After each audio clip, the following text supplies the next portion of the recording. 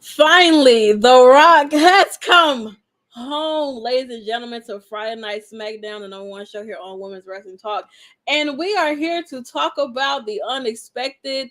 A lot of still confusion within the bloodline, the whole Judgment Day, and all of that stuff. And I'm so tired of Bayley losing, but we'll talk a little bit more about all of that once we get into Friday Night SmackDown after show. 10, 9, 8, 7, 6, 5, 4, 3, 2, 1, 0.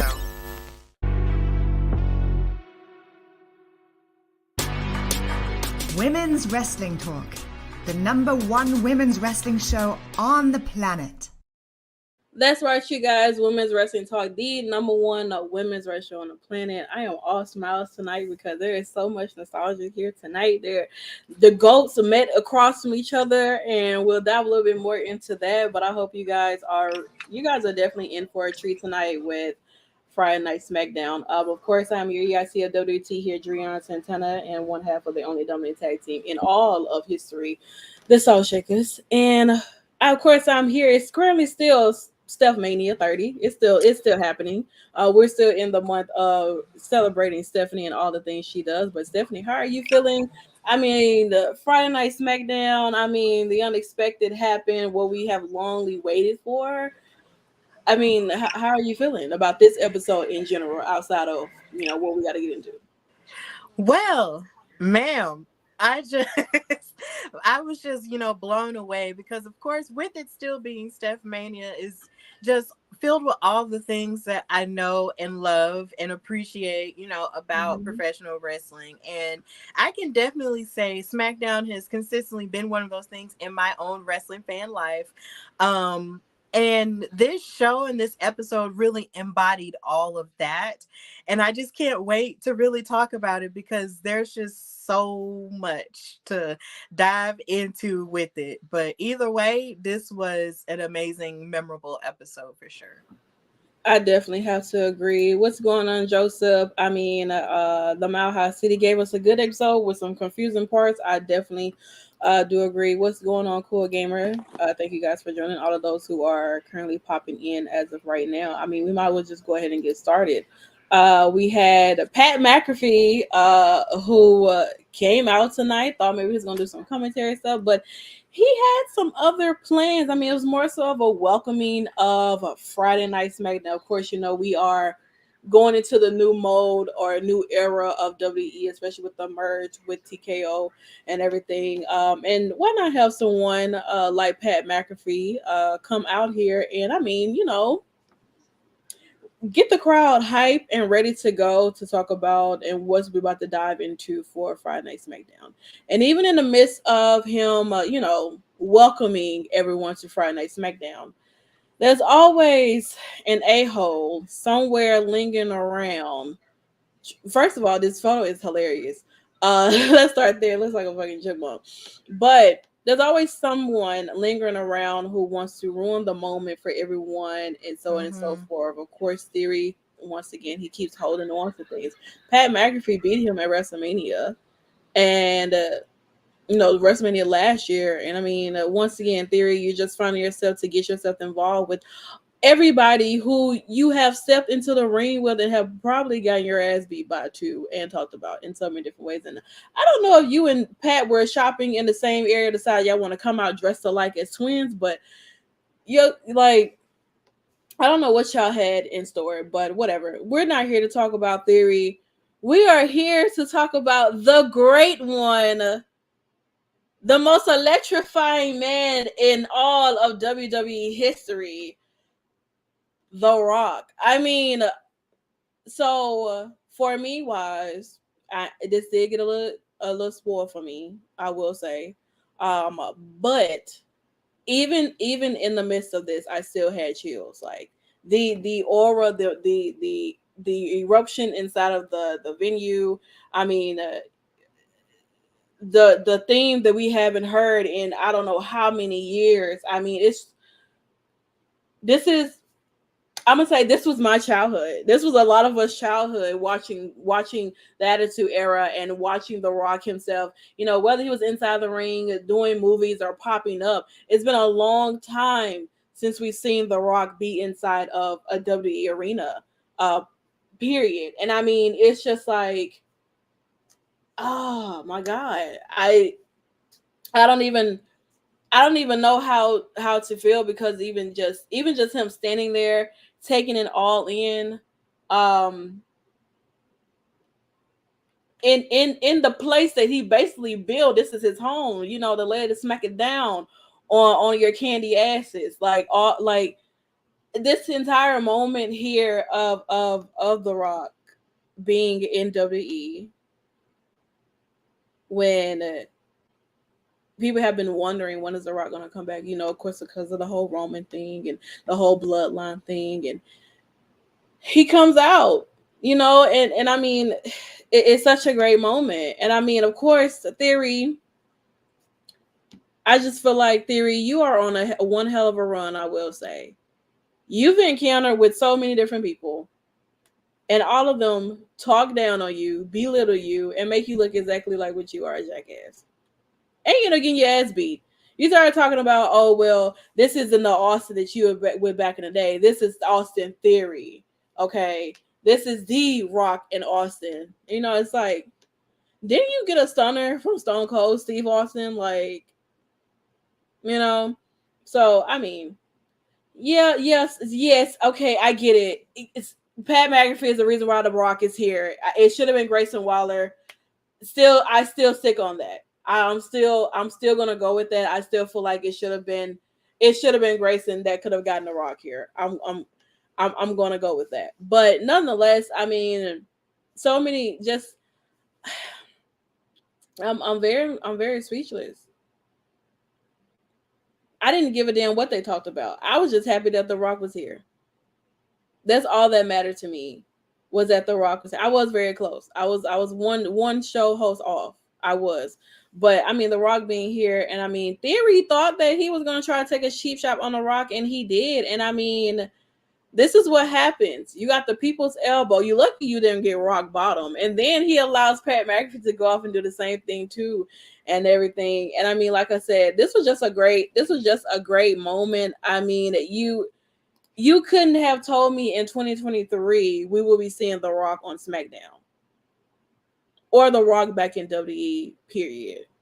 After countless of moments and times where we were expecting him to come back, we were expecting him to be a part of things, and those who are in Denver, I hate all of you, because you got this moment on a random, like, Friday. Nothing, you know, of course we know Fastlane is on the way, but nothing that's going to be like crazy leading up to like just something that you can just expect The Rock to be there. That's exactly what the a-hole got. And the Fox was definitely bleeping that out. Not on mine stream, because I definitely can hear that. Right, like imagine you're at a round of SmackDown, you're just here to have a good time, just watching. Then you hear The Rock, to me, just like, I could have had a heart attack. I could have died in the seat right there. I could have. I like my soul could have left my body, and I would have been like, you know what? It is my time, Lord. Just take me, because there is no fucking way that this man is standing here in this ring, and I'm able to see him with my 20/20 vision plus contacts, and see this man clearly. There's no way. But Stephanie, I know you have a lot to say, but I mean, The Rock being here, what the hell? Uh, it's just, oh my God. Okay, so just to, paint the picture, I live with my parents, and my dad and I love wrestling, and we watch it together and stuff. And so it's just like, my mom's in the other room, I'm watching TV, we're eating, we're watching wrestling, we see Pat McAfee. I'm already, on 8, because I love Pat McAfee so much, and I miss him in wrestling almost every day. So it's just like anytime I get to see him, whether it's on ESPN or just these random little blurbs on, WWE when he pops in, I'm always happy because I love Pat. Um, so Austin Theory comes out here, he's talking mess in him, and I'm thinking, okay, you and Pat are about to fight again, and we're gonna get a Pat McAfee match, and that's gonna be cool, right?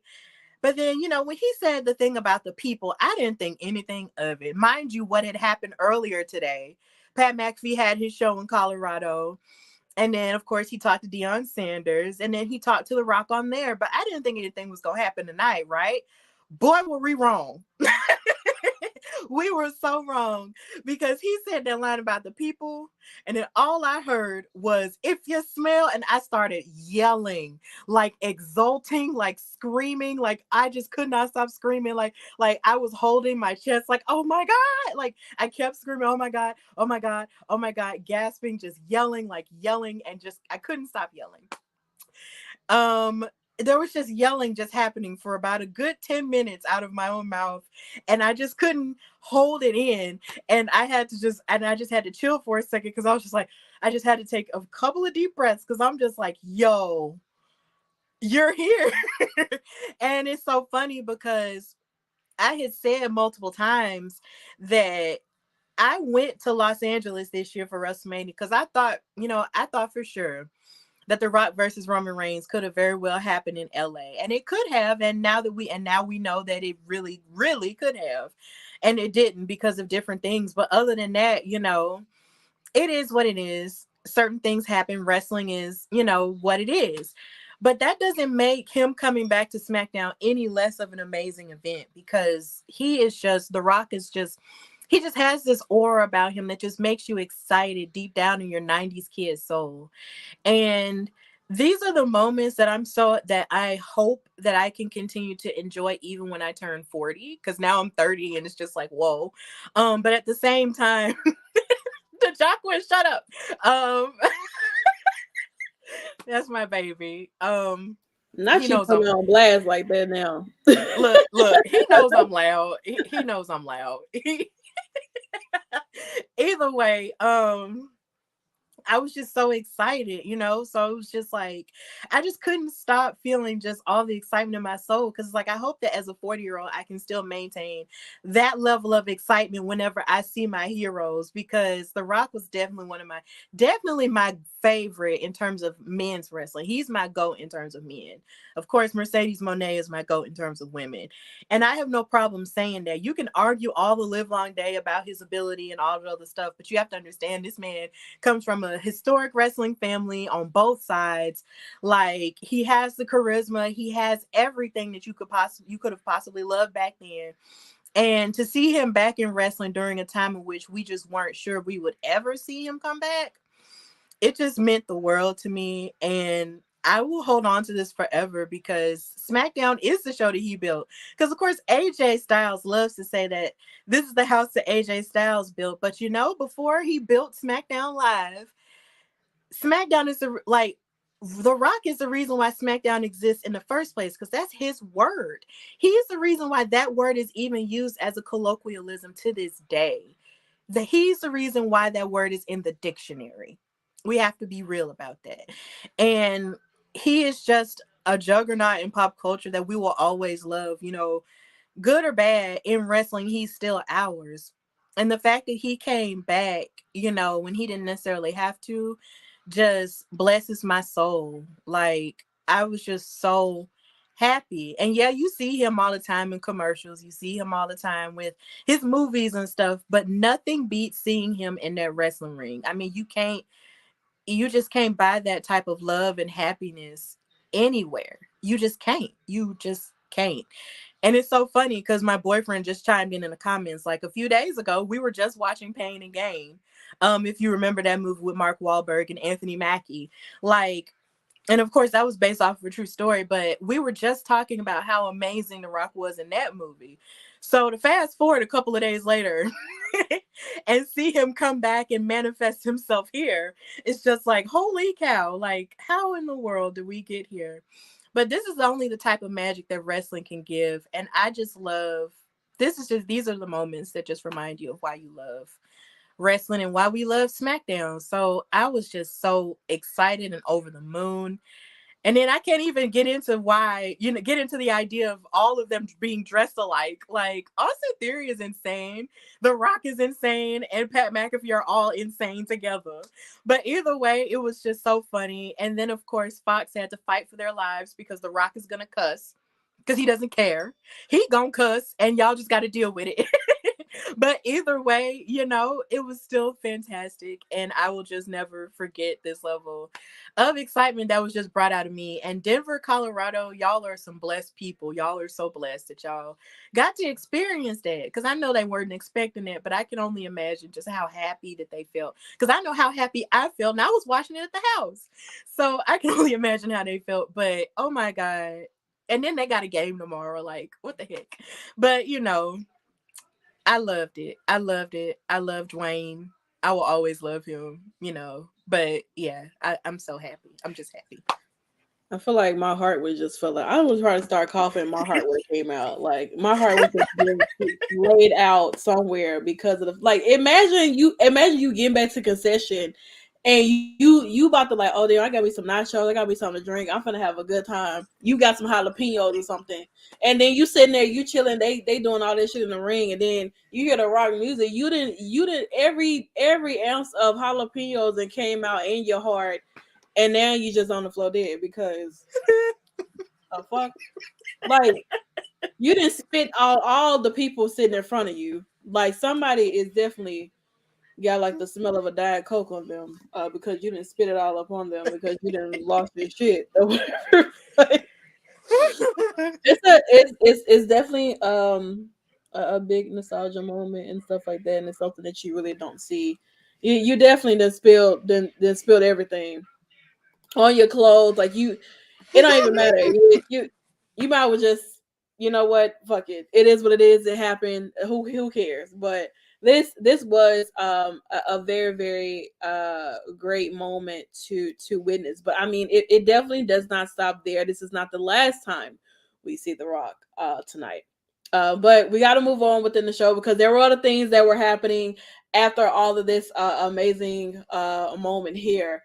Of course, we had Finn Balor versus AJ Styles. My man. I'm always happy to see my man and everything like that, But this match here, basically was our first match of the night. Don't know how we can truly follow up after The Rock being here and doing his classic people's elbow drop on Theory. I don't even know how you can even get through that. But this here, like I said, was an opening match. It's never a dull moment when you have Finn and AJ in a match with each other. I absolutely enjoy all the matches that these two are a part in. These are two former Bullet Club leaders in a sense. Y'all know how I feel about my Bullet Club guys, except for the ones over there in New Japan because those are not real people. Oh, Santana, I'm so happy you said that because I Yeah. did not think about that because my brain was still in Rocktown. And I was just like, you know what? I'm so happy you said that these two Yeah. members, that they really were, OG Bullet Club members. Because the way my brain did not register that when it was happening, girl, I'm so glad you said that. But go on, I'm sorry. This is leader versus leader. Finn being the originator, you know what I'm saying? And then go over the course of time, AJ and becoming a leader and everything like that. So, I mean, this is basically OG Bullet Club in the ring. This is Grand Slam Finn and everything like that. And I mean, of course, you can't go anywhere without Dominic and my other man, Damian Priest, being out there doing what they do best, get themselves involved in every chance that they get. AJ, you might want to go apologize to the OC for how you may have acted towards them because whatever. At the end of the day, Bullet Club will not exist if it wasn't for Finn Balor. So, thank you. I don't know about them other people there in New Japan. They do not exist. I don't know who Finley is. The only Finley I know is who was in WWE. He had a show lately, and Hornswoggle was followed behind him. So, but yeah, Damian, Dominic getting themselves involved per usual, as always, to the point where they were getting ejected out of this match. Jimmy gets himself involved and basically he causes AJ Styles the match. And Finn is on his road to getting the victory. Now AJ Styles has lost two. Well, no, he won last week, and then he gets the hell. Then he gets attacked by the Judgment Day. Then he faces Finn this week. He loses because of Jimmy, and I'm not under. Y'all still not answering my question as to what the hell is y'all doing? What is this? Like, I know that on Monday Night Raw, you guys are trying to recruit Jay. What? I mean, I don't understand. Like, I mean, I guess because y'all gave AJ to Solo and Jimmy last week as like a sacrifice or something, and now Jimmy is helping Finn of Judgment Day win a match against AJ. I'm so confused and can't truly wrap my mind around all of this. I don't know. The end goal could be Bullet Club. Well, I don't know. Could be Bullet Club versus Judgment Day. I have no idea, but I don't know what the hell Carl and Luke and Lord, Carl and Doc Gallows are. I don't know. I have no idea. But so Cole said that one of them were hurt.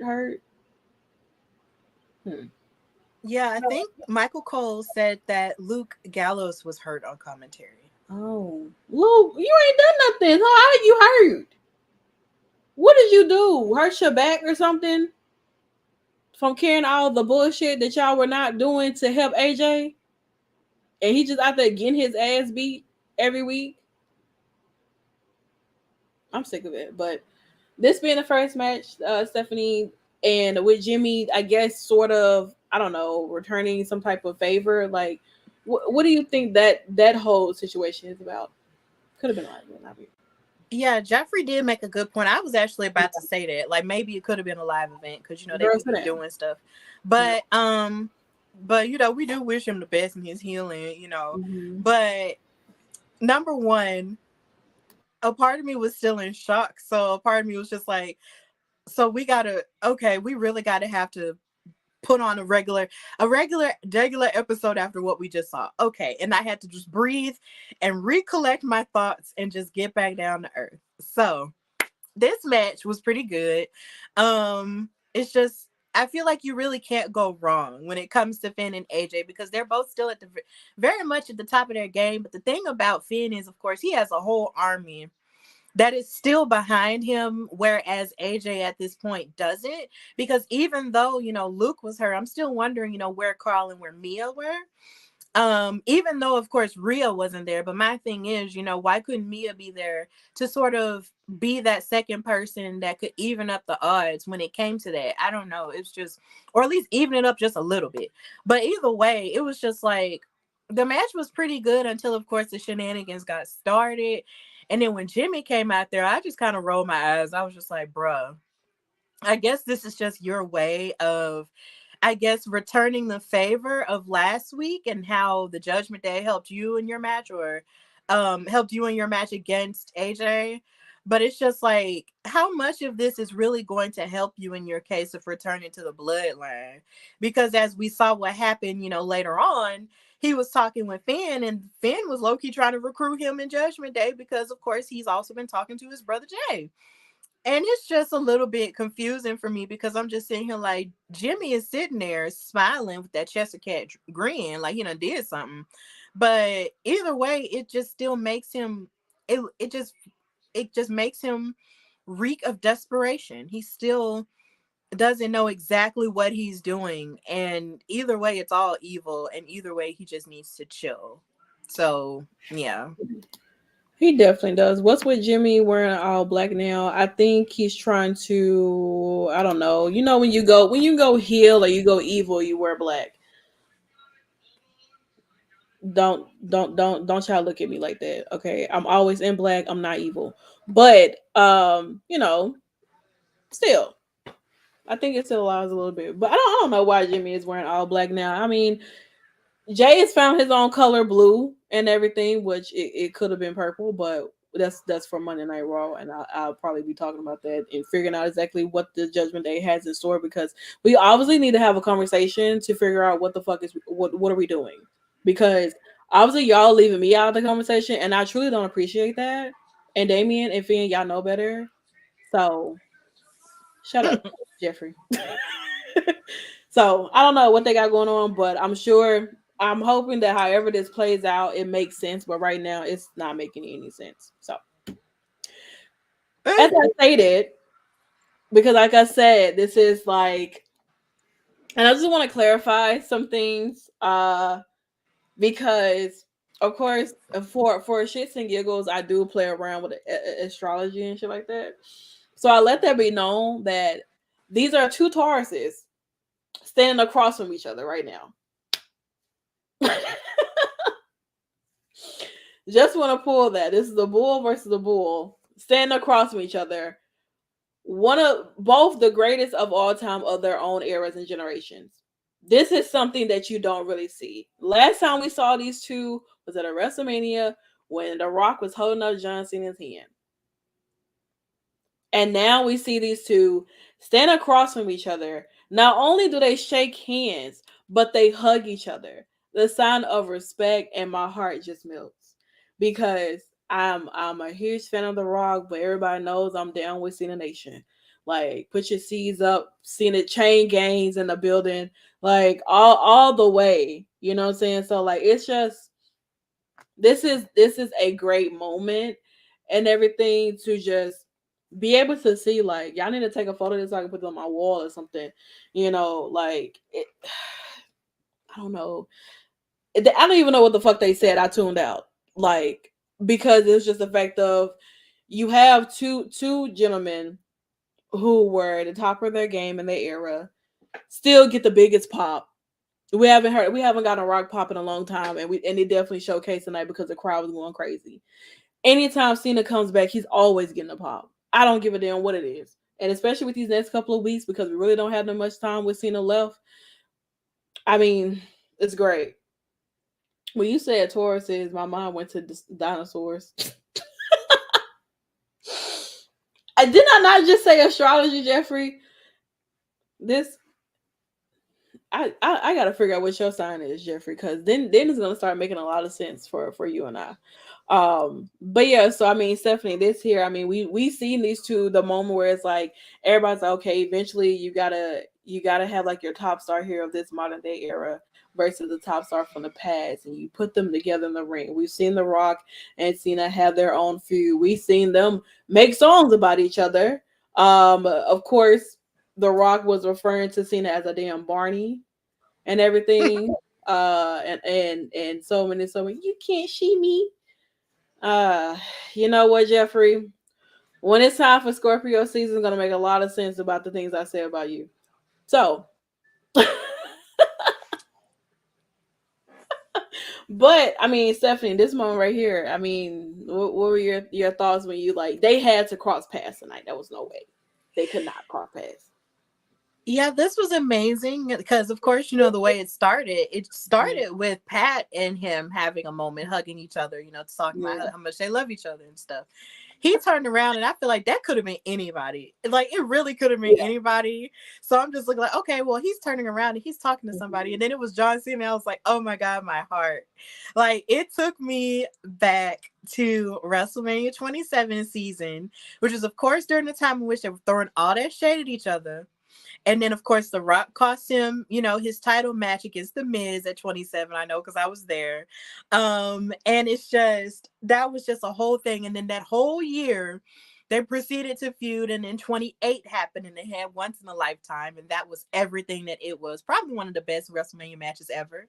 And it didn't involve a title. So there's that. And then, of course, you have the second one, which a lot of people feel like was kind of, but either way, it still happened.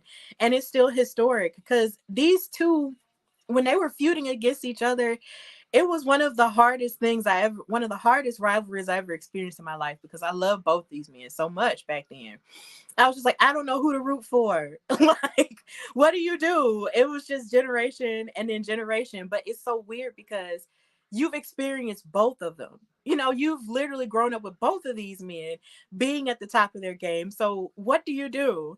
And it's just, of course, if you've watched the WWE Rivals, episode they had on A&E, you know that there was a lot of actual real life beef that they had. But they, of course, have since squashed it, and now they really respect and love each other.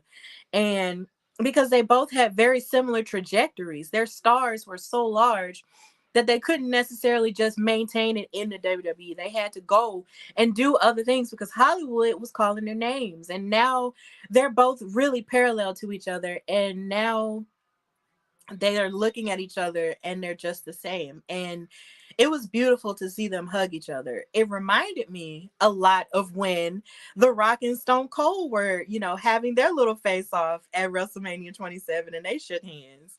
And we all screamed for that when we were there. Shout out to Atlanta. So it was just a lot, it was a lot of layers to it, but the best layer of all of it is just love and respect for each other. And The Rock basically, told him, like, I know you're trying to keep from smiling, but that's not going to work. So clearly they were smiling, they were hugging each other, and it was just a beautiful, beautiful thing. Yeah, this really does belong, in a frame in people's houses. If you really love wrestling and if you want to capture moments, this is one of those moments that you should capture and just keep for yourself because it's special and we have to cherish these. We do. We definitely do. And I mean, like, all I'm gonna say is, if you haven't seen Fast X, it's out on Peacock. You can go watch it. It's a very much, for right now, what I'm going to say, because I don't know what the outcome is going to be for part 2 of the saga. But y'all have a missed opportunity if you don't have The Rock and John Cena in the next saga. That's all I'm going to say about that. So make my life come true so that I can scream in the movie theater, and I don't give a damn who the hell is in there. So, but yeah, oh, and then they hug. Like, this made it even better, like I said. So yeah, they did tag team with R-Truth and the Miz, which didn't they go to jail? R-Truth and the Miz. Oh my god, I don't remember, but I feel like that's definitely worth a look. Did they not, like, they destroyed, there was a match when they destroyed the entire ring and all this stuff, and I think they went to jail and everything like that. I could have sworn they did. I might have to go back and see it. Quote me if I'm wrong, but I could have sworn they went to jail.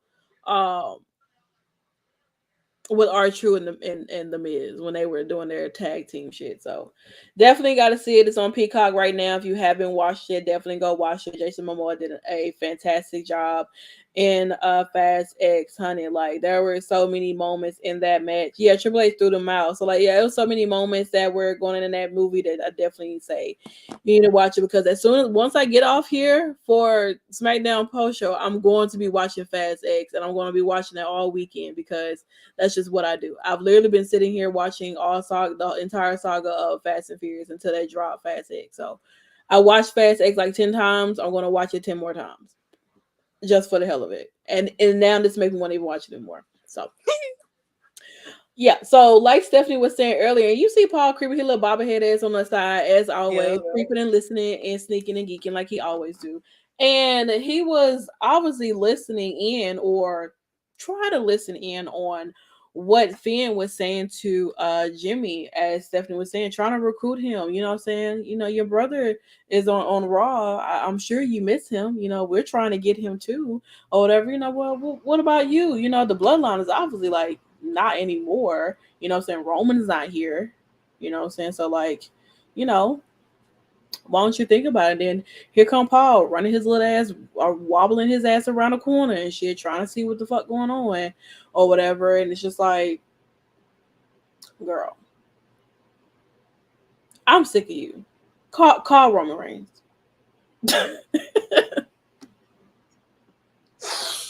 And he got a new case though. That's the thing. Like, he got a new case this week. He's trying to cover up that phone. Yep, he got that bloodline case, and I'm pretty sure they're gonna have to start selling that, because that bloodline case did look clean. I'm not gonna buy it, but it did look cute. So the red phone era is over. Well, I think for the time, I think he just want to show it off. You know what I'm saying? Just to let people know that they do have a phone case for the bloodline. But A Finn is Bianca not Belair played. phone case was slapped. It really would. And speaking of Bianca, she was at the TKO celebration. Also, she was at the VMAs. Her and Montez, and they were also at the Blondes fashion show for New York Fashion Week. Like Montez and Bianca definitely were very prevalent through a lot of things that was happening in the New York, New Jersey area this week. The black case, he saw Stephanie talking about his phone. Yeah, he was like, "Oh hell no, we gotta put a case on. She's catching on to us." Bro, what if Paul was watching us? Wouldn't that be the funniest thing? Paul, I'm gonna need you to stop popping your head around, like, and being nosy if you are watching. Just saying. Say hello.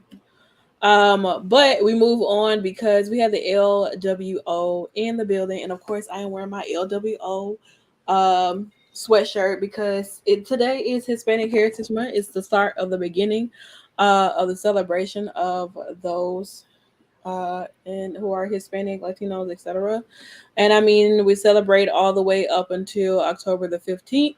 And we do have some things that's going to be working on here for One's Wrestling Talk that will be going out pretty soon and stuff like that. So definitely stay tuned to what we have going on here. There is in talks or works on having a panel as well. So definitely stay tuned for that if you haven't already. But yeah, so this segment scared me because I thought Santana was gonna turn. You thought I was gonna turn? Now, I mean, I know you mean Santos, but come on now, Jeffrey. But so I mean, Ray, he comes out, you know what I'm saying? All the LWO is out here, which you haven't really seen them like all together like this in a way. And of course, to talk about like, having a family and, love and having this and everything like that. I know. having this, with his family and, he has it with the LWO, probably, period.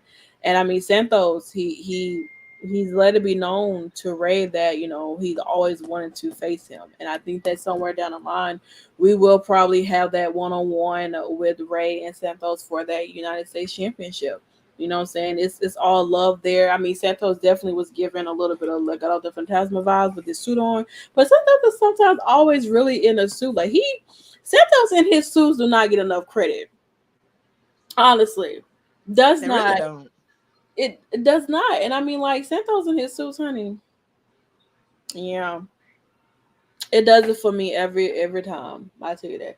Santos Santana is too close. That's a few other letters you have to add to get my name.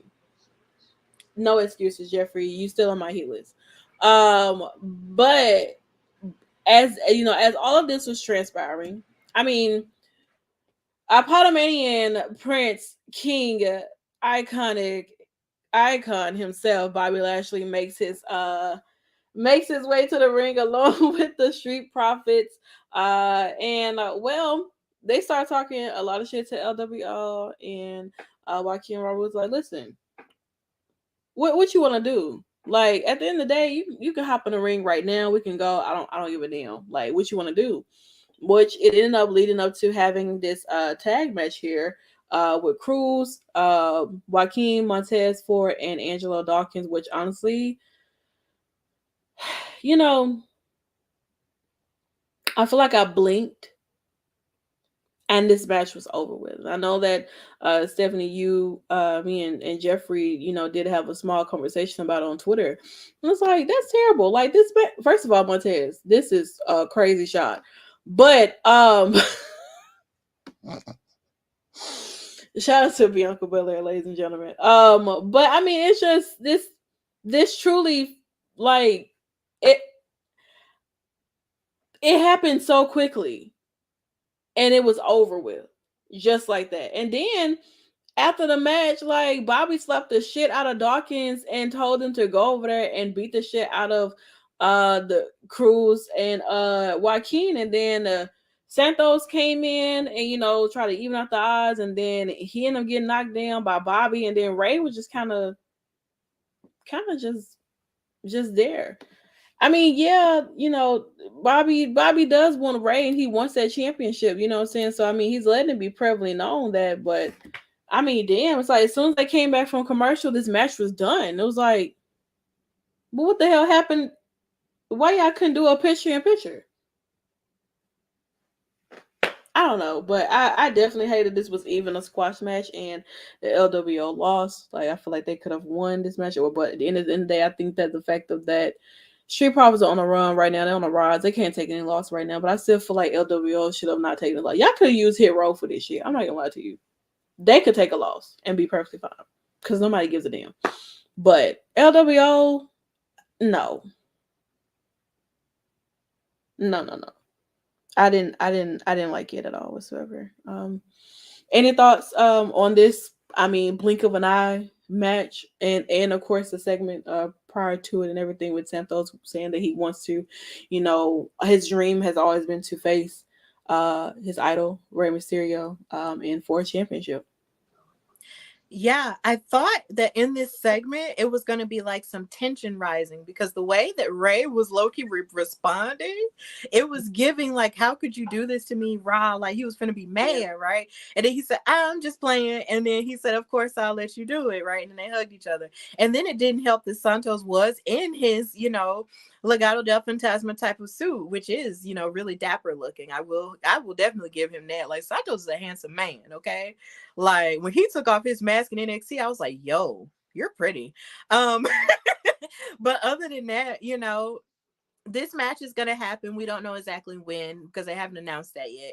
But I'm here for it because, like I said, the first match that they had that we did cover was pretty good, except, Santos got injured and he couldn't necessarily finish, or at least Ray got injured and he couldn't finish it. So we don't necessarily know how far that match, would have gone. So I am excited that these two will get to fight again. And that part was okay. But I really was hoping, like, please don't have them beefing on the first day of Hispanic Heritage Month. Please don't do that because that would be trash. But then, of course, you have the Street Profits and Bobby Lashley come out there. And let me just say, side note, today when I found out that Bobby Lashley was actually Hispanic, I was like, wow. I just didn't know that. I really didn't know that. And charge it to the fact that sometimes information just misses you somehow. But I just did not know that. But either way, that's really cool to know that he's a part of that community. It's beautiful. So he comes out, and then he starts talking, but then Cruz and Joaquin are like, nah, we want to fight. And I'm thinking, okay, well, all of this energy about you wanting to fight the Street Profits, I'm thinking y'all finna, rise up and get it cracking. They did not rise up and get it cracking at all. It's like they had like maybe a few little seconds of offense, but then you had the Street Profits pop in and was just like boom, and they hit their special move that they have now, which is new and really effective as you can see, and then they won. And I'm just like, LWO deserves better than this. And I'm not just saying that because it's Hispanic Heritage Month. I've said this before. Like, LWO deserves way better than this. It's like you have all of these dominant factions. You got Bobby and the Street Profits. You got the Judgment Day, winning all the gold. You have, the OC to a degree because they're still, at war. You have the Bloodline. And it's just like you just have LWO just kind of like sitting there. And they have Ray with the title. But what is the rest of them even doing? And here again, this is another moment where this week happened and Zelina Vega wasn't on television. Mind you, I understand that it's a hard week. It was a hard week at the very beginning because that was a tough day, in talking about September 11th. But I do feel weird about the fact that this is the second time something like this has happened and you haven't had her, gain a victory on television, but you have her like in dark matches. Why are we not utilizing her more often? Like, what is going on to where the LWO is just being put out there just to be cute or whatever, only to lose matches? Like, that shouldn't be happening. All of those people collectively are too talented and too fierce to just be losing in squash matches like this. And I love me some Street Profits. I love Montez. I love Dawkins. I love them down. But LWO deserves to get some of that faction magic that everybody else is getting. It's just not fair. And I don't like watching them lose over and over again. Like, if they don't watch out, then they're going to mess around and be treated like Hit Row. And that's not fair. And it's so sad because you have Hit Row taking pictures with The Rock behind the scenes tonight, and we don't even see them on television. There is just so much that is missing when it comes to the booking of the LWO outside of Rey Mysterio, and they need to figure that out. Not just because it's Hispanic Heritage Month, but because these people are way too talented to just be put in a corner and be like the background singers for Rey. That's not what they should be doing. I agree. I mean, you would think definitely let's showcase Mia and Zelina. They had a really nice dark match last week, to be exact, against Island and Alba. You know what I'm saying? That was great too. And they have booked themselves in a corner. I mean, for the most part what it was for LW, I think it was just for the way that LWO was brought back was more so seems like was for a big moment. Of course, going off to Puerto Rico, having that match there, and then having Bad Bunny join them, and bringing out like Carlito, who we have not seen at all whatsoever since Backlash, and so on and so forth. And I think that with LWO, I feel like slowly but surely LWO is going to eventually seem like it's going to go away again. And it's not something that I would want to see at all whatsoever, because I'm enjoying it. I'm enjoying the most part of LWO and everything that they're doing. But it does seem as if like they don't really have much to feel like of a story to implement them in something, which they can. I mean, you literally have your tag team, which is Cruz and Joaquin. You have Santos, who can go off and do his own thing. You have Ray, who's basically like, I mean, you can't say the leader. Then you have Zelina, who can do some shit as well. Like each member can be doing something, but it seems like it's about to start crumbling with the LWO, and it's going to end up starting with like Ray and Santos. That's exactly what it seems like. So Yeah, and I do hate this because Jeffrey in the comments, he said this time they're heels, with Bobby. And, my thing is, right. if it's like the way it's like, I'm not even sure if LWO turning heel would be the thing that would help them, because for them to turn heel, they would almost have to stab Ray in the back unless Ray decides he wants to be heel, which would be a complete 180 because he hasn't been heel in God knows how long. But he's never been heel in WWE though. That's the crazy part. Right. And I'm like, that'll be great.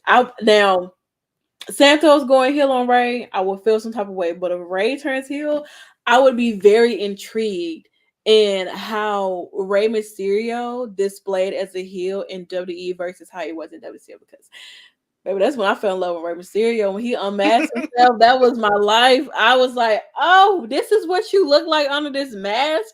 Now every like luchador or lucha that's around here that's wearing masks, I'm questioning how you look up under this mask, because there is no way. Like, I get it, I know for culture wise, but come on, how can Ray hide such a beautiful face like that?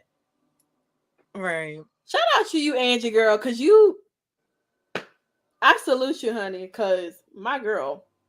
Like, she said he was cute in his biography, so I was just like, okay, and I get it. He had a swagger to him. Ray was probably one of the best dressed like wrestlers of his time, and to this day, Ray can still outdress a lot of people. And I'm like, girl, like, you know what? I would not be mad if we had like Ray and Dominic, being a together as a heel family. Like, I mean. But would Ray do the call of the soldier? That's another question. That is. That, you know what? I would not mind it. But the thing is that who in that crowd would know that? Oh, you would have had to God. know Ray from like WCW to know that. Yeah, that's some pretty OG stuff right there. Like, seriously. That would be legendary, iconic, and I'll be so here for it. Whew, Lord. Every time somebody shares that video of Ray on Twitter, I retweet it. I don't care how many times I've seen it. I don't care how many times I retweet it. I retweet that same video every time I see it. I might have to go back and retweet again just so it can pop on. I might pin that. I might get that video myself and just pin it at the top of my tweet and say, this is my move right now. Yes, and I because love it. And then I love it every time it pops up on TikTok too. I'm just like, oh yeah, man, whew, like come Ray. on, he was like so cute, the dimple. I mean, the Ray was like fashion god. Like his fits would go crazy. Honestly, the little devil horns. All right, Yeah, gangster Ray, like with the all oh that. my gosh, with the fashion and the whole like gangster Fits were look, like crazy, he looks like the man you should stay away from, but you mm, can't. girl. God bless it. Amen, amen, amen, honey, amen. The hoop earrings is what I like to call them, the whole rings. Like, child, like, whoo, my God, Whew. have mercy. I can't, please. All right, let's move on. Let's move on. Because I feel like I'll be sitting here for days. Of course, earlier this week, the Royal Rumble was announced to be at the Tropicana Field on January the 27th. Yeah, guys, Royal Rumble has officially been announced that it's going to be taking place in Tampa, Florida. So definitely get ready to get your tickets and everything. I do plan on going to Royal Rumble. This will be like my first Rumble. Royal Rumble is one of my favorite pay-per-views. Like Royal Rumble is so dear to my heart because it's I've watched like all the Royal Rumbles. Like whenever it's like Rumble season, I go back and watch Rumbles. Like I watch just the Rumbles. And sometimes I watch 2008's Rumble because it's I feel like 2008 Rumble to me is like the best one ever, and it's only because John Cena pops up at number 30, and it's just and Triple H is like, what the hell? He's not supposed to be back anytime soon, and then he wins. So like I Royal Rumble is like one of my favorites. I go back to '08, and then when it comes back to Mania season, WrestleMania 21 to this day will always be my favorite pay-per-view. That pay-per-view uh holds a lot dear to my heart because I have that on DVD. I have WrestleMania 20 and 21 and 22 on DVD still to this day.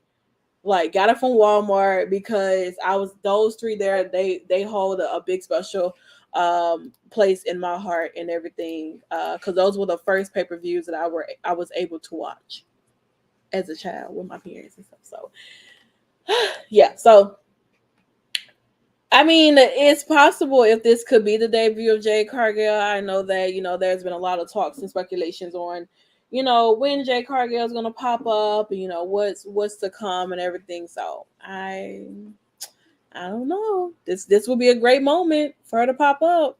Not saying that she'll win, but it'll be a great moment for this to be like the debut of Jade Cargill. Yeah, it would be amazing, but I'm still kind of lost when it comes to that. When it comes to that rumor, because When she pop up is when I believe it. That's how I look at it. I mean that's how I look at it too. But it's just like this rumor came out just after TK had that interview with her on the bus where she was talking about how her and AEW were good. So I'm just kind of like, so But did what's she crazy? lie? But what's Like crazy what's is going the fact on? that that interview was like probably 3, maybe 4, 5 weeks old and What? everything. It like as far as like it being like because it happened at the video shoot for French Montana. So that interview was probably like already like done and everything. The interview was already done. It just recently dropped. You remember when she showed us that photo in our chat, right? That's when she did the Yeah? interview. That's when she did the interview. What? Yeah. Oh my But it's god. just it's just dropped. So yeah. Yeah. Mm. Oh, now it's like, she was going for a while and everything and stuff. So I mean So mm, she didn't necessarily lie. she didn't necessarily lie at Stuff that might have just changed. exactly. So, Okay. Okay. you know. I don't know if Journalism 101. very much so. So and I was like, people say that people talking shit about WWE. Like I said, any job that you work for, when they piss you off, you're gonna talk shit about them. You are. You're gonna talk so much shit about them because they didn't piss you off. Point blank period. Everybody has done it. So and I'm gonna still get my ass up and clock in because I got bills to pay. So The fact that my boyfriend is laughing at me, sweetheart. Look, we learn every day, and you know he knows that I learn things. Okay, so look, you can stop Don't laughing. be clowning her. I got your back. Thank you, thank you. Okay, so this portion is where Stephanie's gonna take over because I had some things that I was taking care of. So between LA Knight and the Miz, I miss all of that and so on and so forth. So I'm gonna let Stephanie take it from here, and I'm gonna sit back and chill out. Yeah, this match was pretty good. Of course they showed the whole storyline of what's been going on between them and how they've been talking smack at each other even after the match that they had at Payback, you know. And of course, and then, of course, John Cena was their special guest referee. And there was just so much stuff going on with that. So they were just like, okay, fine, whatever. Let's fight again. Because the Miz just had it made up in his mind. He was just like, look, you're a one-hit wonder. I can beat you. And I'm just going to prove that you're a flash in the pan. So this is where this match came from. This match was pretty good for the most part. The Miz really did try to have the upper hand upon LA Knight a lot of the time. But LA Knight really did show and prove more of his athletic prowess in this match, like of course with his neck breaker to the Miz in the ring corner and a leg drop to him, I believe through the ropes and everything. So LA Knight and his agility really had an amazing showing here in this match. And of course, the Miz was trying all types of underhanded stuff to try to win, but that just wasn't working. Like LA Knight was really in his bag in this match. And of course, he wound up winning because we just want to be happy. So that's what happened. LA Knight won the match. There was no cheating and no shenanigans. And afterward, LA Knight cut a promo talking about how since he's been on top, he was not interested in, you know, just playing little games or whatever. He wants gold. So he said it doesn't matter if he has to challenge Rey Mysterio, if he has to challenge Gunther, if he has to challenge Seth Rollins, or even Roman Reigns. He is going to get a piece of his gold somehow, with everybody saying, L.A. Knight, yeah, the end. So that's just how it went. I just wanna do the play his yeah for so do it again, Stephanie, and then I'm gonna play his yeah. Okay. L.A. Knight. Yeah! Yeah! Yeah! Yeah! Yeah! You're so silly. You gotta love having that on standby. Honestly, you gotta love it. I don't blame LA Knight though for. I feel like it's time for LA Knight to have some gold. He's literally top when it comes to merchandise sales. Let's start there. Number one, over y'all tribal chief. You know, and I'm saying y'all because there are some who still support them, like Jeffrey, and you know, he great wrestler, great talker, all that stuff there. There's no way that LA Knight should not have any gold wrapped around his waist. So if the next point is to go after whoever holding the title, even if it is Roman, whenever he decides he wants to show the fuck back up to work, you know, then hey, it is what it is. But obviously, this man right here,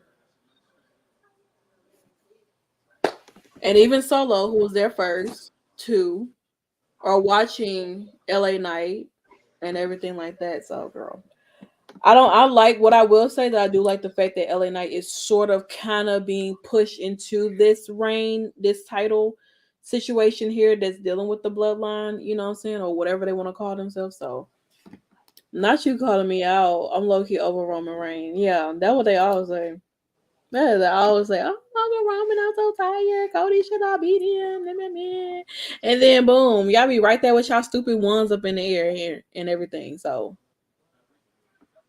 Yeah, it's just this part worried me a little bit because it's just like Paul mhm. seems to be really worried about a lot of different things. It's like he's worried about Jimmy, he's worried about LA Knight because he was watching him, like, of course, fed into the interaction they had last week. And it's just like you got Solo standing there looking like, okay, fine. But you know, the thing about Solo is it's just like he's trying to run things his way, but then you have Paul who's just like, look, we can't do any of this without Roman. Like none of you, all of y'all are calling all these shots, but Roman's not here. So what are we doing? Like he is worried like sick. he really is worried sick, and I almost feel like maybe they gonna break him to the point to where he just gonna have to retire and just be like, look, I don't want to do this no more. Y'all got too much going on. Yeah, it's just a lot. He's very stressed, but his cell phone case isn't stressed because it's cute. But this is a lot going on. So much. So much. Paul knows he can't control Samoans. That is very accurate. I don't Oh, care. I don't Jeffrey. care what he tries to do, but it's definitely not. It's not working for him. By no means Can, necessary. So, can I have another thirst moment? uh, I don't know if you have the picture of Solo back here, but his arms were like, I yo. tried to find a photo of Solo, but it was nowhere to be fucking found. And I'm It's like, okay. I might stumble upon it as I'm scrolling through some things right now on the X.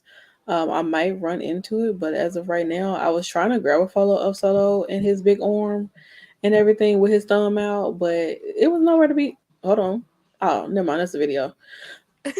Damn it. I thought I was getting somewhere. I thought I was getting somewhere. The whole time it's a video. I can't screenshot a video. I can screen share it, but I cannot, whatever. If I find it, I will definitely bring the thirst back to life over here. I will say. Yeah, his arms were like on some very masculine stuff. It was making me very happy inside. I was like, wow. Respectfully, his wife, yo, Mhm. I could definitely understand why if she wouldn't want to leave them, because his arms were like, and I was just like, oh my god, That man put just you in the chokehold for real. hug me, just hug me. That's all I want, just a hug, He looks to just give like just a hug. that's okay. That's how I feel about Damian Priest. I want to be suffocated, but here we are. Oh, Um, I can't.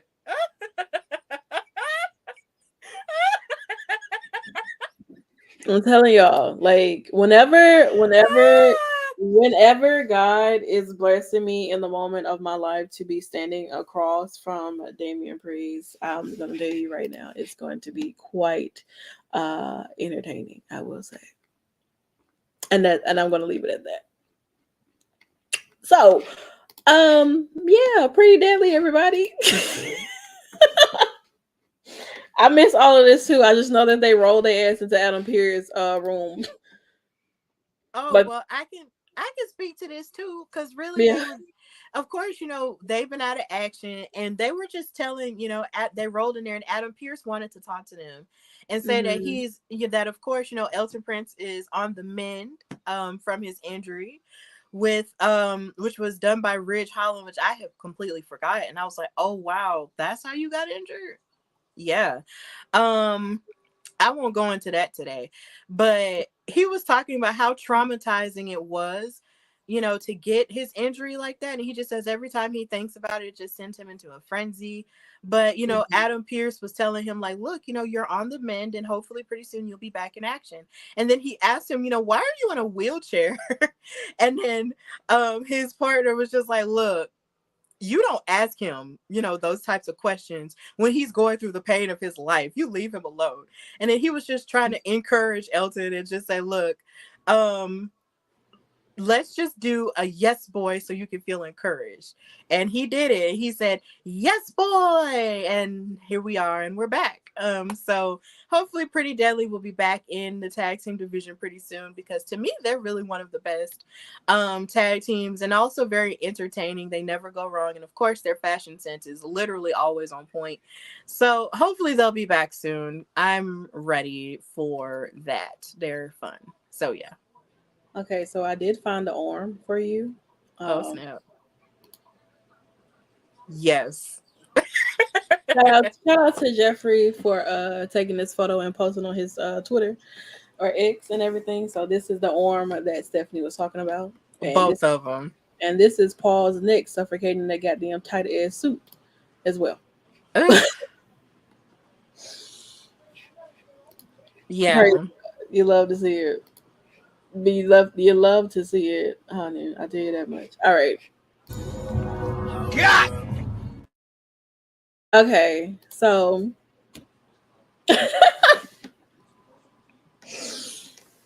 Bayley and Dakota look so cute here. Dakota's fit is actually really cute. I like how she has like this old school kind of Bayley shirt going on and everything. And they were back here chatting or whatever, and it seems as if like I don't know, man, like I didn't see EO around.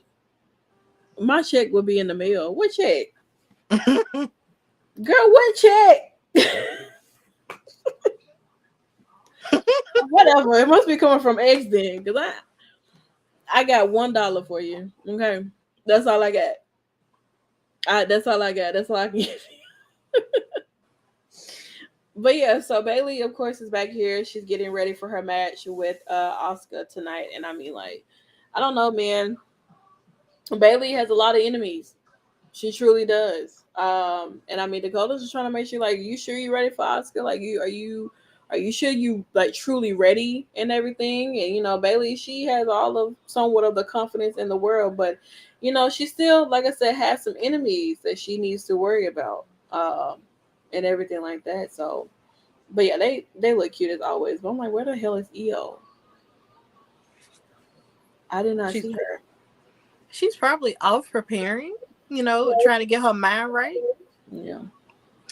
But I will say this though, this segment really kind of let me know where Bayley's mind is, because of course Bayley has been distracted, when it comes to Shotzi chasing her around, which is basically, what she deserves at this point. But Dakota was well within her rights to ask Bayley if her head is in the game or whatnot, because it truly hasn't been, because you've lost 2 times to Shotzi, and you could lose again to Asuka, so you need to really get your head in the game.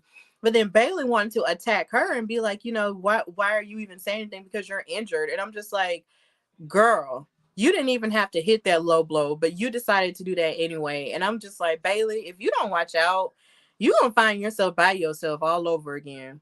And you remember what happened last time she was left by herself. Got beat up and held in the cell by a certain blue-haired warrior goat. So, yeah, she needs to chill and just get her head in the game and stop focusing so hard on that. Then on top of that, she wanted to question EO's sanity by accepting the match against Asuka for the title, as if she was only supposed to talk to Bayley about it. Bayley, you are not the champion. She does not have to consult with you about every decision she makes. She's the champion. She was Miss Money in the Bank. She made her decisions, and she can do that without you. You are not her mama or her daddy or her grandmama, so I'm gonna need for you to chill. So yeah. I don't know. Like, this is gonna start a lot of problems with Dakota. Well, more so damage control too. I know once Dakota is pretty much healed up, but it's not gonna be until next year anyway. But it's gonna be if Bayley continues to go down the path that she's going on, she's gonna end up losing Dakota and EO, and then she's gonna go right back to being Bayley and figuring out her way to do things or whatever it is. But of course, it leaves us going on for this match here: Asuka versus Bayley with Io. Well, not Io, but Dakota Kai, being out there watching the match go along. And I mean, once again, I mean, Bayley not. This is, I don't know. Like with Bayley, she's truly been on a losing spectrum right now, and it sucks that she is, but Dakota is definitely right. She's very distracted. She is not focused at all whatsoever. Her mind is everywhere. Maybe she's still traumatized by Shotzi, obviously. And she just, I don't know. Bailey's been off her game for a while, since she's like sort of kind of came back. Like, yeah, she was having like a pretty nice, decent run. She came back, and then afterwards, moving forward, those multiple times she lost to Bianca. The only time I think she pretty much beat Bianca was when she pinned her at what was it, Clash of the Castle, but that was a 6-woman tag match. You know what I'm saying? And then after that, it was like a loss after loss. Even with the help of Dakota and EO trying to help her win, she still lost. You know what I'm saying? I don't know what the end goal could be for Shotzi and Bayley, but what it is the fact of Asuka has momentum going into her match with Io next week. You know what I'm saying? With the help of, Shotzi assisting, and this is a these are two crazies inside the ring. I'm just gonna tell you that right now. Uh because Asuka, I'm gonna tell you so Asuka is so funny watching her on Twitter. She be I don't know where she gets these videos or pictures from, but Asuka is very hilarious on Twitter and everything. And I mean, this whole like thing with Shotzi trying to like show like a little bit of dabbing up or whatever. Asuka is like, okay, girl, I got my eyes on you too. Anytime you can get blue mist, green mist, yellow mist, red mist, anybody can get mist. You too, Shotzi. So that is a Halloween tag team right there. No lie. If they wanted to, I know Halloween Havoc could probably be making its rounds again. You can't have Halloween Havoc without the Queen Shotzi. It's just not right. She's been hosting it for the longest, and I mean, you just can't have Halloween Havoc without Shotzi. So I don't know, man. I don't know what it is to say for Bayley and the outcome of what things gonna be for her, but right now she's definitely on a losing streak. She truly is, and it's terrible for her. But shout out to Asuka for winning. She has momentum going into her match next week with Io, which I'm really still not happy about the fact that they're having a title match on a random Friday Night SmackDown, which is sometimes it seems like that's what they do right before we kind of get to those pay-per-views and stuff like that. So I don't know. But what are your thoughts on this match here with Bayley and Asuka? And do you feel like Dakota is pretty much right about how Bayley, has been losing her matches because she's not maybe Bayley lost who the hell she is. I mean, yeah, Dakota was definitely right about Bayley, losing her focus because of what she did to Shotzi. I mean, Mm-hmm. she's definitely learning that once you bully somebody, you can't just expect them to just lay down and take it. Right. And Shotzi has now embraced her new look, and now she's crawling after her like the demon in the Doja Cat video. So for the life of me, it's just like you get what you ask for. If you ask for darkness, you get darkness back, and that's exactly what's happening to Bayley. So I mean, it's really all Bayley's fault, because if she had just not cut her hair, then she wouldn't be in this situation. But Bayley did that, and now she lost to Asuka. I mean, going up against Asuka, who is like incredibly tough anyway, was gonna be a tall task anyway. But it's just like, but then when you have the Shotzi part of it thrown in there too, it's like your head is going to be out of the game. And I do love that on commentary they did mention, because technically this was the in-ring main event. I love the fact that they mentioned that Bayley and Asuka are both Grand Slam champions. And I feel like with Bayley and all of her character work, it's easy to forget that she is one of the most decorated, you know, four horsewomen of all time, and she's had amazing matches that have set the course for women's wrestling as we know it in terms of WWE forward. But it's just like she really has just been losing all kinds of focus because she's been trying to control Dakota and control Io so much to the point to where it's like I feel like she's doing that out of a sense of anger that she doesn't have any gold or any accomplishments for herself. And you hate to see it, but that's really what's going on. And I don't know if it's going to take Bayley either losing control and losing her friends to get her back to who she once was, because you did make a valid point in saying that maybe she doesn't know who she is anymore. And a part of me always wonders, like, would there ever be a point if she returned back to like Hugger Bailey? Would we accept that? Would anybody be open to that? Because it seemed like the truest form of Bailey is the one that loved wrestling and just wanted to be a nice person and not unleash all sorts of evil hell on people. Maybe there'll be a point where she'll get back to that part of herself. Who knows? But Bailey has just been on the struggle bus lately, and the fact that she wasn't focused going up against somebody like Asuka, who is really deadly and she has her sights set on the title, was just a mistake that she made, and she's really going to have to learn how to fix it. She definitely is. I don't know. I don't know if like how people will receive Bayley as a hugger as of right now because we've seen her be such a heel, a great heel at that. You know, so whether the wins or losses rate goes or whatever, but I don't know how I would feel about Bayley going back to the hugger. I really don't think she needs to go back to the hugger. You know what I'm saying? I think that I don't even know what a baby face Bayley would be like without being the hugger. You know what I'm saying? We haven't truly seen it. Like once she dropped the hugger shit, she been healed and she's been healed ever since then. So I don't necessarily know exactly like what that would be like.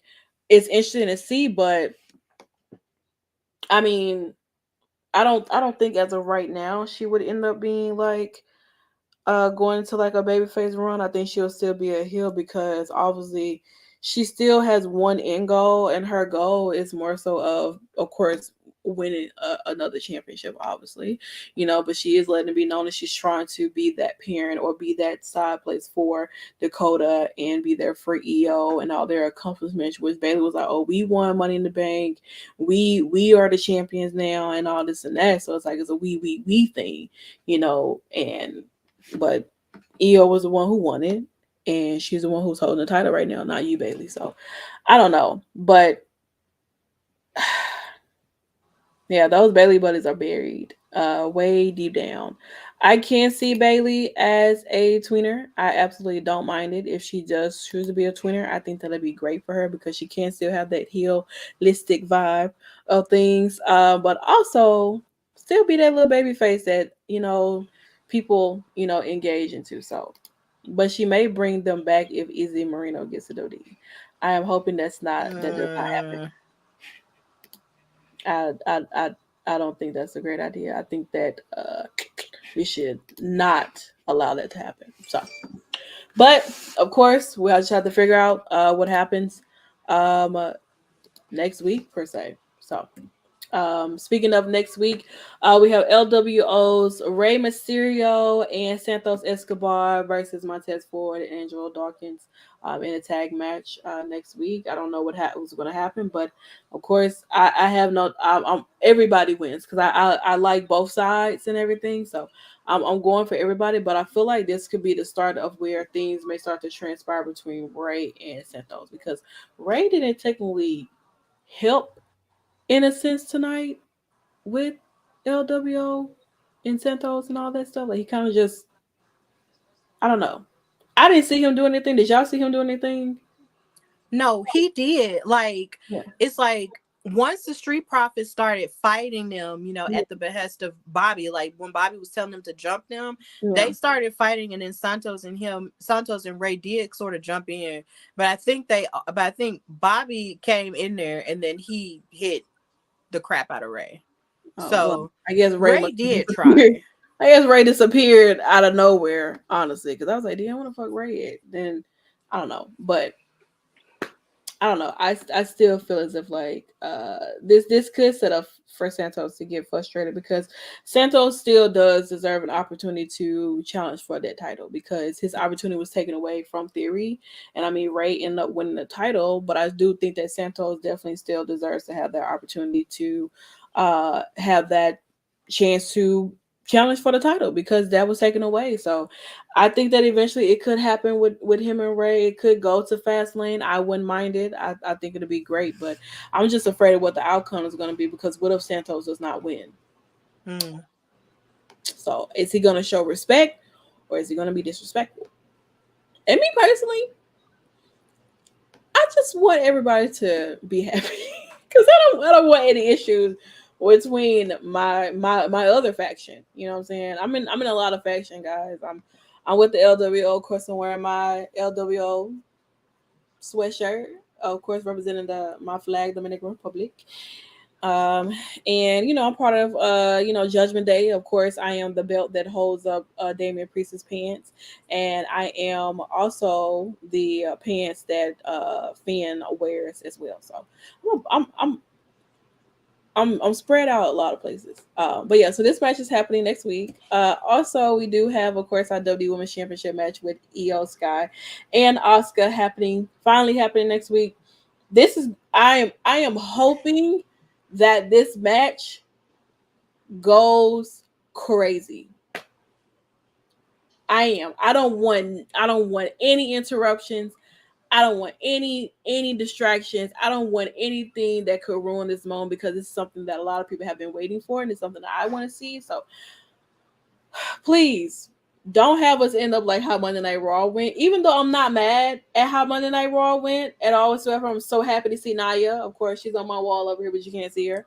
But I'm so happy that Naya is back. So I don't know what's gonna happen between Io and Asuka, but I'm hoping that they main event. But they may open up the show. But I'm hoping that they do main event because women have been main eventing this week. And honestly, it would have been great if this match was happening this week, because we would have had three women's title matches on the line this week that would have main event. But we have to wait till next week. So I tweeted that this should get 20 minutes with no commercials. That's only if they choose to run it that way. But we know WWE got to pay their bills. So, but y'all make enough money to not run these damn commercials. So this match is gonna be a banger. I'm excited to see. I'm happy. I'm happy that we'll be able to. Well, oh fuck, I won't be here actually. What? I'm going to Memphis Mayhem for Impact. Damn, forgot. I wouldn't even be able to see this. Damn. All right. You know what? I totally forgot. All right. Okay. Well, I had to talk about it when I come back. Then I totally forgot. Damn. Well, all right. I just have to talk about it when I come back and get my thoughts on it and everything and stuff. So yeah, we'll hold space for that when you come back. Please and thank you. Mm-hmm. But yeah, that is happening. And of course, this leads us to our closing out of the show. But we're going to take a short commercial break to talk about all the other shows that we do have here on Women's Wrestling Talk. Hey peeps, TK Trinidad here, boss lady of Women's Wrestling Talk. And I want to say thank you so much for watching because you've got millions of options. Plus, you don't have to worry about sharing your password to check us out. But while you're here, hopefully you know we have so many more shows to watch, like Turnbuckle Glam, Raw post-show, WoW post-show, AEW Dynamite post-show, Women's Wrestling Army post-show, NXT post-show, Impact Wrestling post-show, AEW Rampage and SmackDown Live post-show, On the Scroll, ROH post-show, WWT Live, plus all of our interviews with the hottest women's wrestlers in the game. Make sure that you like, comment, and subscribe. Check out our website at www.talkpod.com and follow us on all social media platforms at www.talkpod, and make sure to spread the word. That means send this to the group chat. Yes, even the person with the green bubble. Thanks again so much for watching Women's Wrestling Talk, the #1 women's wrestling show on the planet. Ciao for now. Oh, San Juan, Puerto Rico. ¿De qué quieren hablar? Because it is Hispanic Heritage Month, I have to bring in the Cubano King, Cody Rhodes. So of course, let us know what do you want to talk about? Yeah, so Memphis Mayhem is next week for Impact. They're actually taping on a Friday and a Saturday to be exact. So Memphis is only 2.5 hours away from where I live, so I don't really have that far of a drive from when I went to Austin, Texas. That was like that was an 8-hour shift to Austin, Texas. Jesus. In one day. So technically I drove 16 hours to and then back the next day. I don't know how I did it, but I did. Bobby being on the Heritage Month poster is wild to me.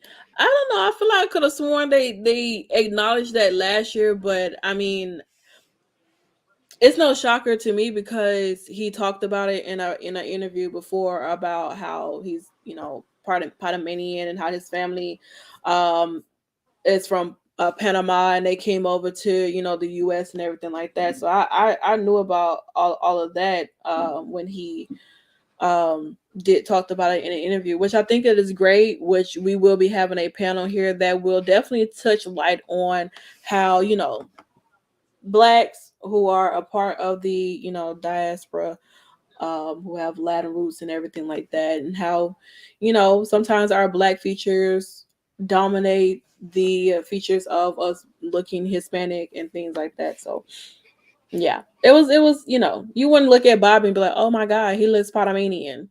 No, Yeah. he doesn't have that, you know, This. stereotypical Hispanic Hmm. look. You know what I'm saying? So, which is it happens to the most of us. I've dealt with it too, or whatever. So, but shout out to Yeah. Bobby. You know what I'm saying? You Yeah. love. It's one. Hmm. If it's one thing we have learned over the last couple of years is the fact that everybody has different qualities to them, and every culture has, different mixtures within. So we should just hold space for that and, you know, let him be him as excellent as he knows how to be, and represent his culture in that way. So, yeah. I just need Bobby to speak Spanish one time so I can incorporate it in my Hispanic videos that I will be utilizing this entire month.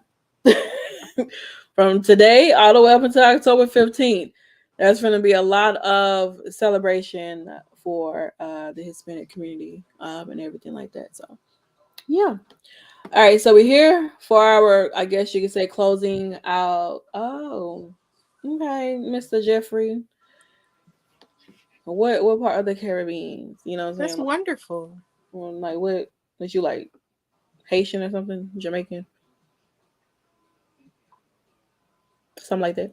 All right, but so we have the Grayson Waller Effect show, ladies and gentlemen, and John Cena is on it, and Grayson being exactly who he is, whoever comes out, he mimic everything that they fucking do in the entrance. He was back there throwing up the damn chain gang symbols back there in the back behind Cena and everything, and he just gets on my damn nerves. But he is so funny wearing his chain gang jersey and all of that and everything. Okay, Virgin Islands. Okay, you love to see it.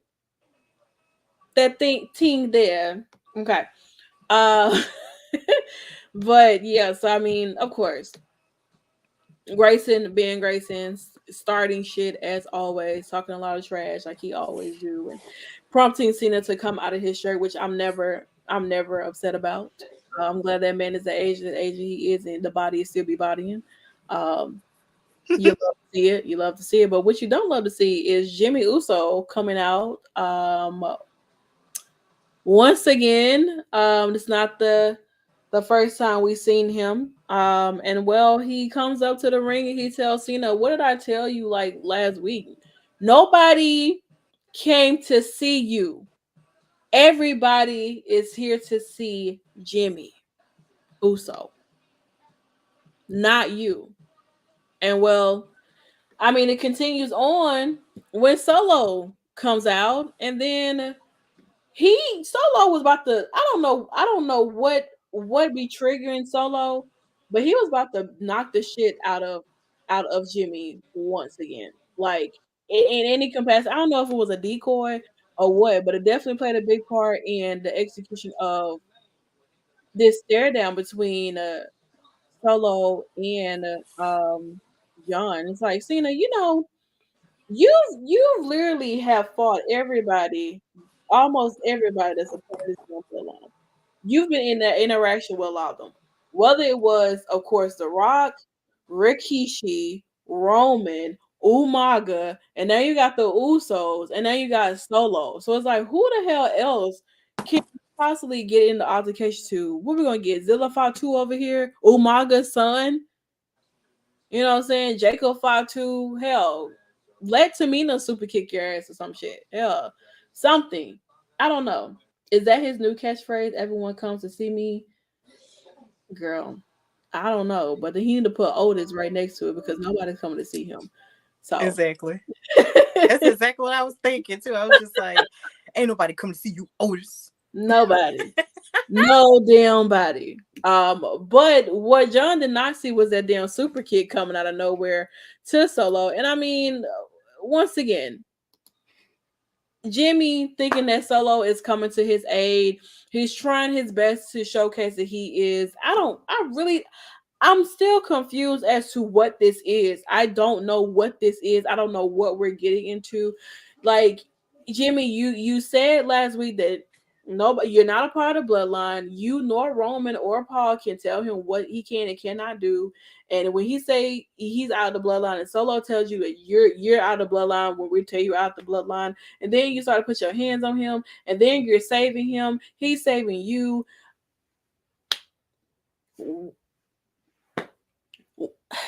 I don't get it. And then of course, because AJ Styles is obviously not happy with what Jimmy did earlier, interfering in his match, he comes out and he starts to knock the hell out of Jimmy, knock the hell out of Soto, and we get the two men that were once enemies. You know, of course, this is the place that AJ Styles built. You know, but he also can say that we just love to beat up John Cena. So, and here we are.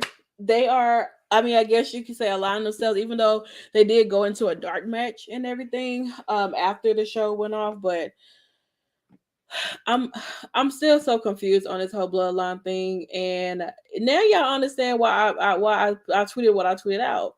Cody should have beat Roman. We wouldn't even have, like y'all saying, like we put y'all, Paul, you made it seem like, oh, we're putting out layers and layers and layers. Is this the downfall of what we're getting for the bloodline? You trying to figure out what the hell is going on? Like, because I don't get it. I'm confused. I don't know what the hell we're doing here or what the hell y'all are doing, because none of it is making any sense to me. Jay is on Raw trying to prove that he's not who he was in a bloodline because he was manipulated and got enemies there, while Jimmy is out here creating enemies of his for no reason. Jimmy, you weren't truly really the hated one in the bloodline. It was Jay that people, that a lot of those who he's encountering with had issues with. Let's just say that. You know what I'm saying? Then too many people truly had an issue with you or anything like that. And now you're creating issues. I don't understand, but I mean, Cena being on the Grayson Waller show, and then Jimmy coming out, Solo coming out, AJ coming to the rescue. I mean, what are truly your thoughts on this in regards to like what the hell is going on with the bloodline, and where do you pretty much see maybe where all this is going to be ending at? We started with such a big high at the very beginning of this episode, and the thing that I hated the most about this segment was the fact that John Cena didn't get a chance to say anything, because Grayson Waller was roasting him and John Cena was just ready to fight. And I'm just sitting here like, John Cena had more to say in his segment with The Rock and more to say to the cameraman who was or probably was not Stu. I'm not sure. But he had all of that to say more than he said on the actual talk show he was the guest of. And I felt like that was a problem. Grayson Waller was being mad disrespectful by saying, by calling him a child and all this other stuff. And it was just too much. And then you had Jimmy come out there trying to fight him. And I'm just like, okay, yeah, Jimmy, I understand you have your problems with John, but don't lie and be delulu and say that nobody wants to see John Cena. No, that's literally why everybody's coming to these shows, to see John Cena. Ain't nobody coming to see you. And I think that's his problem. He's angry that everybody wants to see everybody but him. He's angry that people even want to see his brother on Raw. Because even though Jay might be hated and might be the most hated, Uso out of the both of them, at least Jay is still trying to stand on his own 2 feet. It seems to be pretty successful at it. Whereas Jimmy, every time he tries to stand on his own 2 feet, he like backpedals and then tries to gang up with people who gonna help him, be something. And that's really the most frustrating part about it. It's just like, sweetheart, either you gonna say that you're trying to stand up for something or you're just gonna be a part of a gang. You can't have it both ways. This is not Burger King. You need to figure out what you need to do. And it's just making Jimmy just look like the lesser and the weaker Uso. Because at least Jay trying to be his own man. Jimmy just consistently keeps running back to groups over and over again. He was trying to dap up with Solo and Solo wasn't here for it. Solo was still protecting him, but yet also low-key beating him up. And then jumping on John Cena. And you got AJ who has his beef with them. with the bloodline at this point. So I'm thinking maybe next week they're gonna have a tag team match with, you know, AJ and John Cena versus Solo and Jimmy. But I'm almost afraid that Jimmy and Solo won't be able to keep it together because Jimmy is acting crazy. So it's all pretty weird to say the least. And then the weirdest part about all of this is all of this fighting was going on and Grayson Waller was just sitting at his desk doing nothing, just watching it all happen. Like Grayson Waller is like us at this point. But yeah, it's just really weird. And then what's even weirder is the fact that The Rock is there and this is his family, but he's just letting his family handle all this mess and he ain't getting in on none of it. It's pretty interesting. But I'm sure there's possibly a reason for that. But either way, this was a really sort of sad ending or anger inducing ending compared to the happy high that we had at the very beginning. So yeah, I hope John Cena and AJ are able to get their pound of flesh though, because I know they got to be frustrated. They have to be. I mean, it's yeah, Jimmy should be a rebel, but he's struggling on his own. He is struggling on his own, and it's definitely showing that Jimmy cannot do it alone. So he cannot do it on his own. He's tried. Well, he's had even tried. Saying the only thing he's what he has tried to do is try to keep himself from getting his ass beat by his own little brother. At that, he's tried to. So I don't know. I mean, it's pretty much up in the air when it comes to this whole bloodline thing and what the plans is and stuff like that. It feels like they are holding off on a lot of things. And it is like in a hell of a lot more luster than expected in so many different ways. Because I mean, you have Jay on Raw, you have Jimmy and Solo and Paul trying to hold down and constantly continue to be relevant within the bloodline. Then you have the Judgment Day on both shows trying to work their magic to see if they can recruit both of the brothers now. And Roman's not there. Roman is not there. He's nowhere to be found. It hasn't been seen in quite some time now. So I don't know. But the more and more y'all continue to whatever the hell y'all creating back there, the more and more it's like, well, bloodline, it was fun while it was, and lasted, but I'm gonna need y'all to go ahead and like put it into this and wrap this up.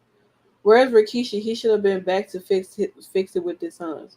Girl, he don't give a damn. All he's gonna do is get in that ring and start dancing. That's it. He was not gonna try to clear some shit out with his sons. Listen, they want to get in the ring and duke it out. Get in the ring and fight. There you go. But here's my thing though, to respond to what you said about wrapping up the bloodline story. It's really funny how within this story we've also there have been other fans who've had that sentiment and felt like, oh well, they should need to just wrap it up because it's not hidden no more and stuff. And then what happens? It starts hitting us again with some more drama that we actually, have to get sucked back into somehow. So I don't know, maybe they're just waiting to hit us with something else. But either way, yeah, it's just, I feel like maybe we shouldn't, just outright like just say, oh well, we're finished with this, but then in actuality it winds up being something else that happens that we just haven't gotten into yet. But you just never know. That is true, but I'm about tired of all y'all. To be honest, I've been tired of y'all for 3 years now, almost going on 4. I've been done from the beginning, even beforehand. I've been done with the bloodline. I've been one of the most hated bloodline haters of all time. Honestly, you have. I have from the beginning. You've been very consistent from the beginning. The beginning. I ain't gonna forget none of this. So yes, and before we were together, that was happening. And I remember every week that was like, well, Santana, you Roman and the bloodline and everything and blah blah. I'm not trying to hear none of that. I'm sick of everybody. every week I was getting jumped in the comment section about the bloodline and what happened. I go to sleep every night thankful that in every capacity the bloodline has crumbled in so many different ways. And now that Roman is not here hogging up the damn screen just to say 2-3 words that he's going to say like he do all the time, there's more people getting opportunities to be on the screen. There's more storylines can continue to move and everything. Jeffrey, stop talking, because you still number one on my hit list. I don't act like you're innocent because you're not. Okay, so but that's that. I mean, whatever continues to happen with the bloodline story, I'm sure we'll all be here to talk about it, and it's gonna be the same outcome for me. Wrap this shit up. I'm done with y'all. Point blank period. But that pretty much brings us to, I mean, the end of the Friday Night SmackDown after show. I hope you guys enjoyed yourself. Fuck, The Rock came back. Like, what? That it doesn't get any better than that, and this is why SmackDown right now this week is probably the number one show because of The Rock coming back. Unexpected at that. Maybe some people knew. I'm glad that some people may have tried to keep that a secret. Let me tell you something. Okay. I can pull up the live chat, Jeffrey. You are not Jesus. saying. I can pull up your tweets. Okay. Okay. So don't play. All right, but Stephanie, let everyone know where they can keep up with you at. Well, yeah, this was great. Probably one of the most memorable episodes of SmackDown we've had. And yes, SmackDown is number one, and I'm definitely sure NXT was number two. Compared to like with everything that happened Tuesday with Becky. So yeah, like we've had a pretty colorful week. But of course, you can find and follow me, your girl Stephanie Hardy, the Virgoat, on Instagram and Twitter, because I'm not calling it X, and on Threads at Queen Steph Hardy. You can listen to my show, The Hardy Wrestling Podcast, everywhere you get your podcast, audio wise, and also on YouTube at The Hardy Wrestling Podcast. Tomorrow, I will be having an in-depth look episode on Carmelo Hayes versus Ricochet from NXT Worlds Collide 2022, because that match took place on my birthday and it was fantastic. So I just wanted to go in and talk about that. And of course, you can check out my work on www.talkpod.com, because I have recaps for WoW Superheroes over the past 2 weeks. So please read those articles, because a lot of love was put into them. And I thank Drian and TK all the time for letting me write and do my thing with those. And yeah, it's pretty much it. That's all I have going on. So yeah, just continue to just support me and what I have going on, and just support the brand, because we here. Yeah, of course. And once again, as always, thank you guys so much for hanging out with us. Of course, you can always find me on Google, Drian Santana, Driune. That's where you can always find me. You can catch me here on Holding It Down on Monday Night Raw post show, Holding It Down on Impact Wrestling. I'm going to say NXT Impact Wrestling post show, and of course here on Friday Night SmackDown. Now, mind you, I will not be here next week for Friday Night SmackDown, but Stephanie will be, and it's going to be a great show. So definitely make sure you guys continue to pull up for her there, and definitely make sure you pull up for a Monday Night Raw post show, because we still got some answers that we need to figure out, and definitely pull up for Impact, because we're going to be on part 2 of the Impact 1000 episode celebration. So definitely need to figure out some things over there too, though. But nonetheless, we thank you guys so much for hanging out with us here. Hope you guys have an amazing weekend, and check out all the other shows we do have here and stuff like that. But once again, this is found out Cody versus Dom on Raw. I'm so sick of it already. Now y'all really about to upset me. Oh, wait. There's one more thing we do have to say. Please vote for Women's Wrestling Talk for Best Podcast Network in the Black Podcasting Awards. We're so grateful to be nominated for that, because we are the number one women's wrestling show on the planet. And we work really hard on this thing. And it was a real honor to hear that we have been nominated for that award, for the Black Podcasting Awards. So we will be sharing the link in and out throughout the week, so you can vote for us for that.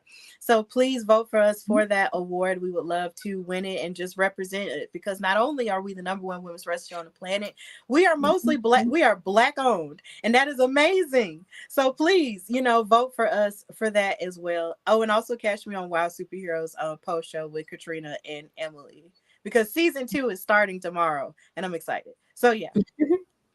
Of course. And once again, like I said, this is a Women's Wrestling Talk, the number one women's wrestling show on the planet, and we will see you guys really soon. Women's Wrestling Talk, the number one women's wrestling show on the planet.